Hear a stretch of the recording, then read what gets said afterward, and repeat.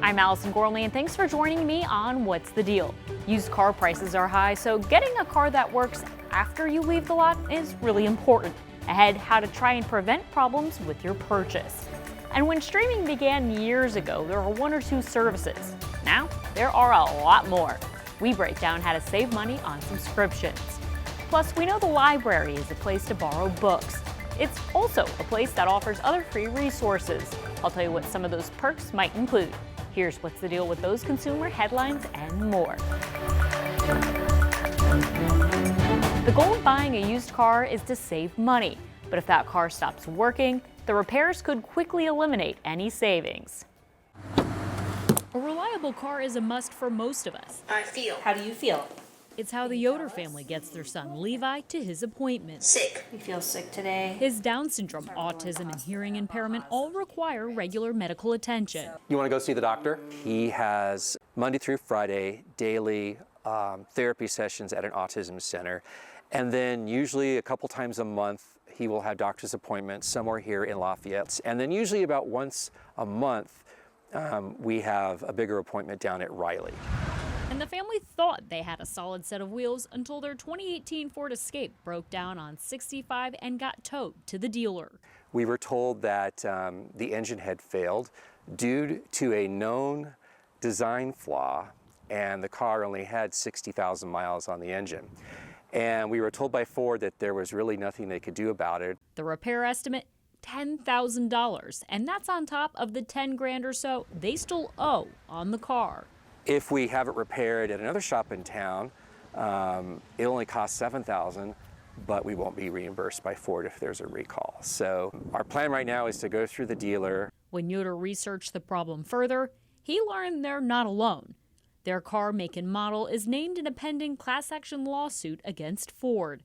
The complaint alleges that certain Fords and Lincolns have a critical defect that causes engine coolant to leak into the engine cylinders. The case claims that can cause overheating and possible total engine failures and engine fires. Yoder's dealer diagnostic sheet confirms the overheating and empty coolant reservoir. After learning of the class action lawsuit, Yoder looked up the car on the National Highway Traffic Safety Administration site. There, he searched a database for complaints about car makes and models, something you can do too. Another place to look for possible issues? I would recommend going into forums, owner forums for individual cars that you're interested in, because that's when people are reporting on issues that they're having. Ronald Montoya with Edmunds, a car information resource center, said you can take what you learn to a local mechanic who specializes in that car maker and ask, hey, are you seeing these issues?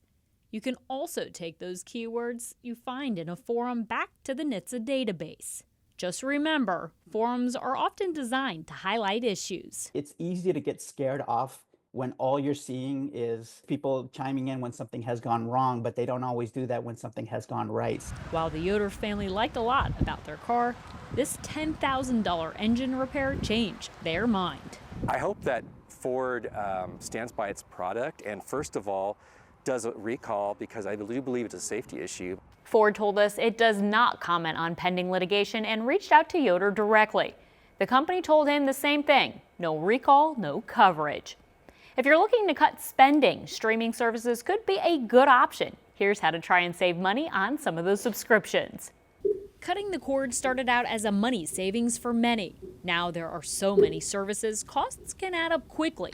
Here's how much some of the popular services cost per month with ads. Netflix at $6.99, Hulu and Disney Plus bundle $10.99, HBO Max $9.99, Peacock and Paramount Plus $7.99, and Apple TV $9.99. That's a total of about $54 a month, or almost $650 a year.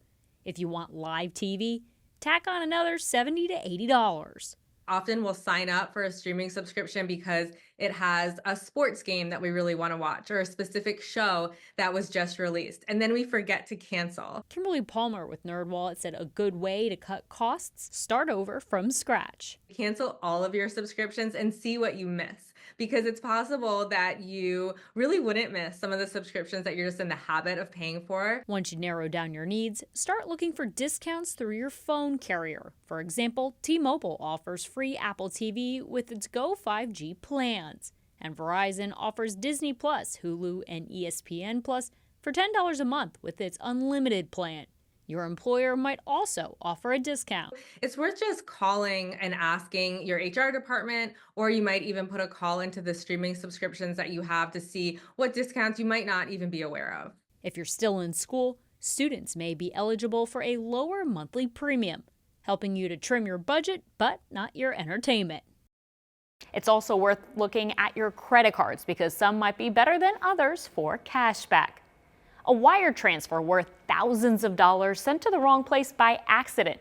The small steps you can take to make sure your hard-earned money gets to the right place. Cindy Kuster is trying to track down her money. I sent a wire to Italy through Chase Bank, and it is still missing. The almost $3,400 was supposed to pay for part of a trip, and this payment method made the most sense to her. It was a 3% credit card fee in order to use the credit card, so I thought I might as well just send a wire, which is $50. Kuster said she handed off the routing directions to a bank employee who punched in the info. Weeks later, the travel company said they never got the money. That's when Kuster noticed the account number on her receipt was just 2 digits off. Well, I didn't panic because I thought, I'll just go in. And I spoke to the employee who did it, and she saw everything, and she knew, and she was walking around the Chase branch to ask for help. But Kuster said help never came, despite notifying the bank and its corporate offices well within the 180-day reporting window. I consistently call, consistently email, and I don't get help.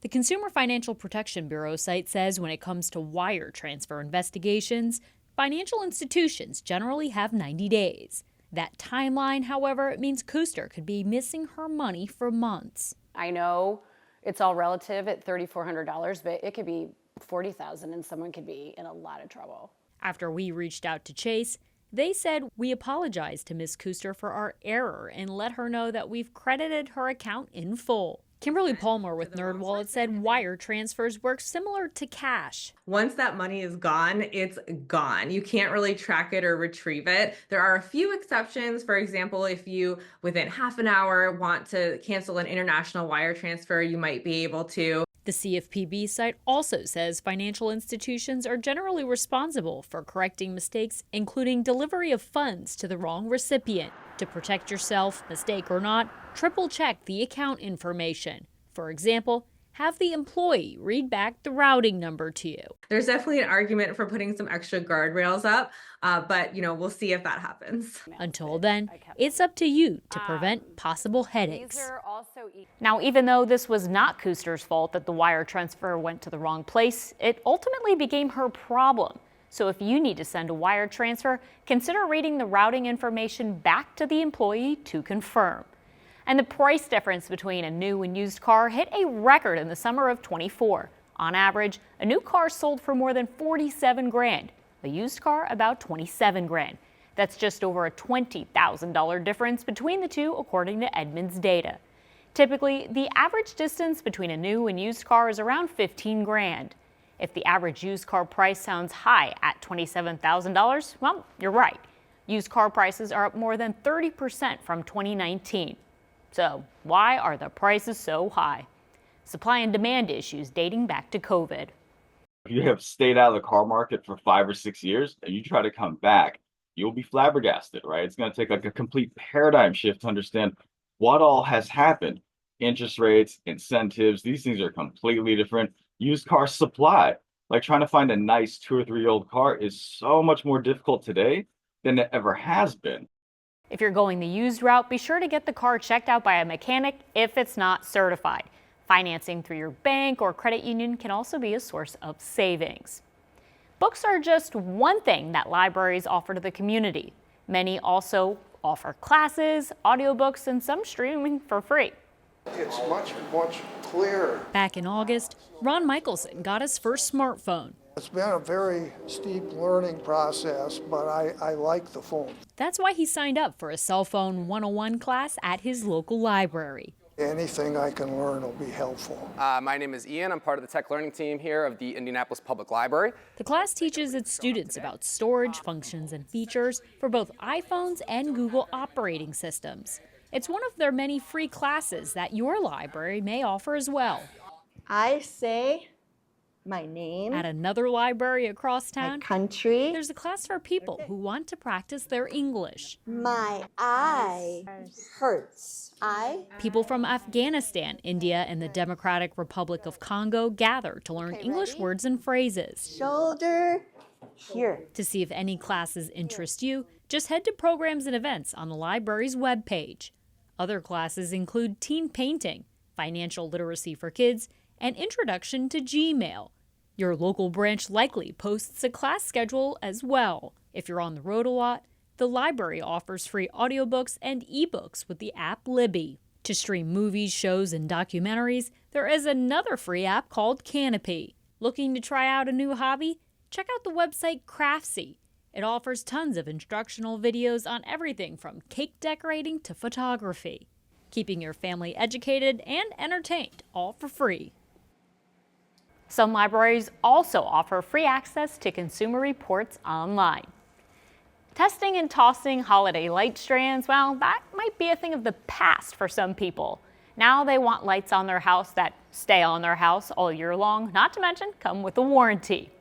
Let's see, hopefully this does it a first time. These permanent lights Did they turn on? are the fruits There they go. of Ben Reif's labor. This one's called Christmas Tree. He installed them on his house after noticing them out and about. Driving through a friend's neighborhood in Westfield that had a very similar style of light. I was like, oh, I've got to have those. The lights are a brand called Govee, and they're applied like command strips. On the back of all of them is like a sticky strip. You just peel it off, make sure it's clean, and it just sticks right on. When it came time for the second floor, we went in and rented a lift for a weekend. the power, I went in right here. he ran himself through the garage. While the lights are Christmas colors right now, You can go and just choose your colors. they can be changed with the tap of an app. I had them on in purple and orange for Halloween, and I'm a Hoosiers fan. I've had red and white for the Hoosiers. The cost?